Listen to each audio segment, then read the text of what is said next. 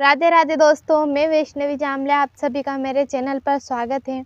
आज हमारे विद्यालय के अध्यापक का रिटायरमेंट डे था। उन्हें शैक्षणिक क्षेत्र में लगभग 20 से 21 वर्ष हो चुके थे। उन्होंने आज 10 मिनट में उनके जीवन की जो सारी बातें थी वह हमें बताई। उन्होंने बताया कि जब वे विद्यार्थी जीवन में थे तब वे भी शरारती थे, परंतु उनके मन में एक ऐसा भाव था जिसकी वजह से उन्होंने सोचा कि अब मुझे शिक्षा के ही क्षेत्र में जाना चाहिए। उनकी समाज की जो बातें थी, जो अव्यवस्थाएं थी, उनको देखते हुए उन्होंने शैक्षणिक क्षेत्र चुना। उन्होंने हमें बताया कि शैक्षणिक क्षेत्र में मैं यहाँ आकर हर एक बच्चे को आगे निकालना चाहूँगा, हर एक बच्चे को ऐसी बातें बताना चाहूँगा कि जिससे वो कभी भी कहीं भी जीवन में गलत कदम ना उठाए। वो चाहते थे कि आज की पीढ़ी के जो बच्चे हैं, हर एक बच्चे में इतनी समझ हो कि वो हर एक चीज़ को सोच समझ कर और आगे बढ़े। इसलिए वो शिक्षा के क्षेत्र को महत्व देते हुए यहाँ आए थे और उन्होंने हालांकि हमसे भी बहुत बार कहा है कि बेटा तुम कभी भी कुछ भी कर लेना, लेकिन हमेशा चुनना उसी रास्ते को जिसमें एक सत्य छिपा हुआ है और एक सच्चाई है। कभी भी गलत रास्ते पर हमें नहीं चलना है। रास्ते क्योंकि आपके लिए हमेशा दो रहेंगे, लेकिन वो आपके ऊपर निर्भर है कि आपको जाना किस रास्ते पर है। और ये रास्ते की शिक्षा आपको एक शिक्षा से ही मिलती है।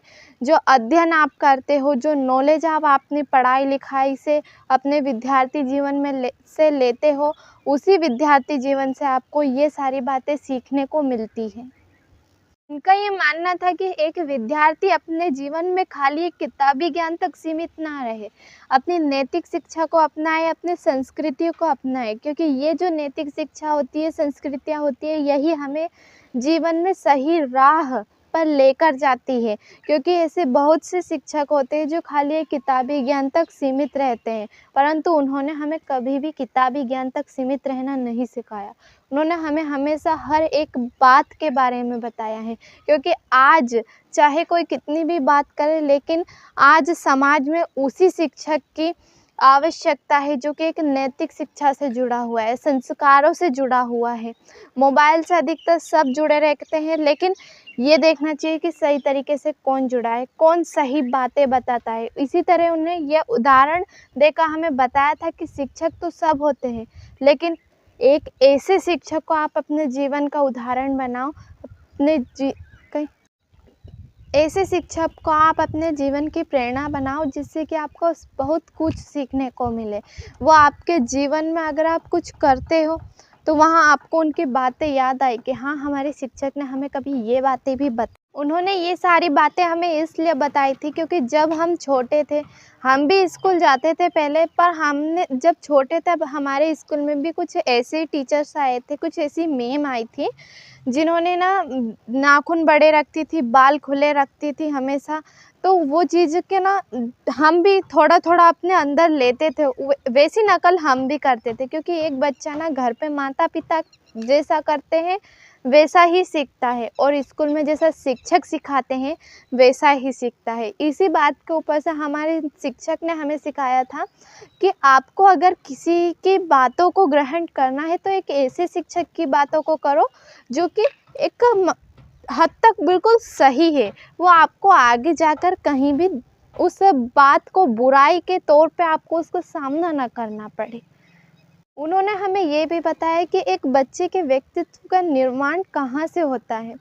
एक तो पहली बात तो ये कि सबसे ज़्यादा बच्चा एक शिक्षक को जितना ऑब्ज़र्व करता है, उतना वो अपने लाइफ में किसी को भी नहीं करता।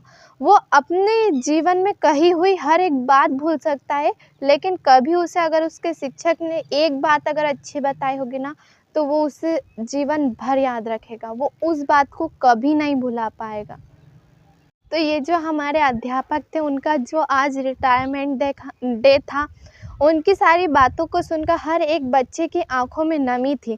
क्योंकि एक अच्छे शिक्षक को बच्चे जितना याद करते हैं ना, उतना वो किसी को नहीं करते। एक अच्छे शिक्षक की अहम भूमिका होती है एक विद्यार्थी के जीवन में। विद्यार्थी जब एक अच्छे शिक्षक से प्रेरणा लेता है ना, तो वो बातें उसे काफ़ी हद तक याद रहती हैं। उन बातों को अपने जीवन भर अपनाता है। तो आज हमारे विद्यालय के उन शिक्षक का रिटायरमेंट डे था। वो हमें हमेशा याद रहेंगे। राधे राधे।